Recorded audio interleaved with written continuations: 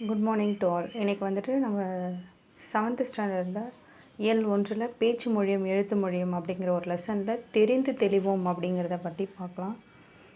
பேசப்படுவதும் கேட்கப்படுவதும் உண்மையான மொழி, எழுதப்படுவதும் படிக்கப்படுவதும் அடுத்த நிலையில் வைத்து கருதப்படும் மொழியாகும். இவையே அன்றி வேறு வகை மொழி நிலைகளும் உண்டு. எண்ணப்படுவது, நினைக்கப்படுவது, கனவு காணப்படுவது ஆகியவையும் மொழியாகும். இந்த கொட்டேஷன் யாருடையதுன்னா வரதராசனார். நெக்ஸ்ட், எடுத்தல் படுத்தல் நலிதல் உழைப்பின் திரிபும் தத்தமில் சிறிது உளவாகும். எடுத்தல் படுத்தல் நலிதல் உழைப்பில் திரிபும் தத்தமில் சிறிது உளவாகும். இந்த கொட்டேஷன் நன்னூல் நூற்பா. நெக்ஸ்ட் பேச்சு மொழிக்கும் எழுத்து மொழிக்கும் இடையே பெரிய அளவில் வேறுபாடு இருந்தால் அஃது இரட்டை வழக்கு மொழி எனப்படும். பேச்சு மொழிக்கும் எழுத்து மொழிக்கும் இடையே பெரிய அளவில் வேறுபாடு இருந்தால் அஃது இரட்டை வழக்கு மொழி எனப்படும். தமிழில் பழங்காலம் முதலே பேச்சு மொழிக்கும் எழுத்து மொழிக்கும் இடையே வேறுபாடு இருந்துள்ளது.